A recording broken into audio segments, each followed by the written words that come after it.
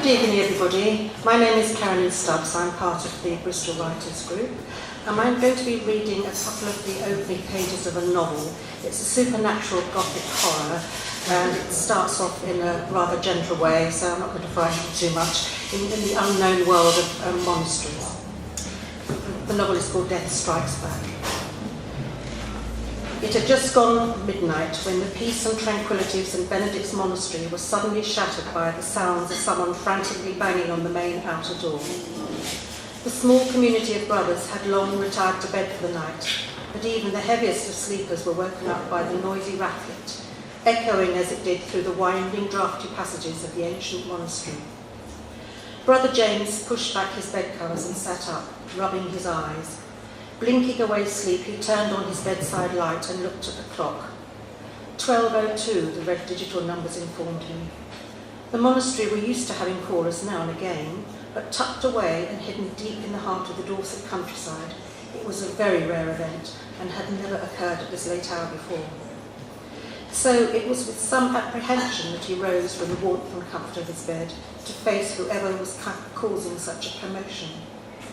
Putting on his outer robe and slipping his feet into old worn sandals, he left his cell and strode anxiously towards the main door of the monastery. Following close on his heels were brothers Luke and Peter, two portly men in their late 60s, concern etched on their faces. "Who on earth could it be at this late hour?" whispered Brother Peter, hesitantly, aware that he was breaking the rigid vows of night silence. Breaking that vow was only permitted in exceptional circumstances, like these, he reassured himself. The hammering hadn't abated. If anything, it had become even louder, more persistent. As they approached the entrance, they began to hear sounds of someone calling out in obvious distress. Peering through the spy hole in the door, Brother James could see the figure of a highly agitated man, although his features were hidden in the gloom of the night. The heavy cast iron door knocker was being rammed again and again, and a man's voice pleaded, "Please let me in. I have nowhere to go. Help me, please. I just can't take any more." The voice began to peter out, and sounds of muffled sobs could be heard. Woken by the commotion, more of the brotherhood had now assembled. Still half asleep, they clustered together within the chilly inner vestibule, looking anxiously towards the door, yet remaining silent. Brother James slowly drew back the sturdy bolts, and turning a weighty brass key, the door unlocked with a laudable click. Grasping the handle, he slowly pulled it open. The lights from within the vestibule shone out onto weathered flagstones to reveal a young man shivering and clutching a small holdall. Unshaven and with unkempt matted hair, he wore a thin, grimy coat, very obviously the worse for wear. He looked completely exhausted. Brother James stretched out his arms in welcome. "Come in, please, and let's see how we can help you." "I'm so sorry to wake you, but I didn't know what else to do," the stranger blurted out. All eyes were upon him as the young man wearily stepped inside. Closing the door behind him, Brother James smiled at the stranger reassuringly. "Come this way, my friend, and do not be afraid. Whatever plight you are in, we will do our very best to help you." "Thank you," said the stranger with a warm smile. Suddenly, he went very pale and reeled as if he were about to pass out. Brother James and Peter quickly supported him on either side, whilst relieving him of his holding. "We'll go to the chapter house," said James. Turning to the assembled monks still standing in the hallway, he said, "Thank you, brothers, but we can manage now. We don't want to overwhelm our guest, so I suggest you all go back to bed and get some rest." They nodded and dutifully obliged, returning silently to their cells. The monastery rule for admitting those who called upon them was unequivocal and flashed through their minds. "I came as a guest and you received me. Let all guests who arrive be received like Christ, and let all due honour be shown," as Matthew chapter 25, verse 5 stated.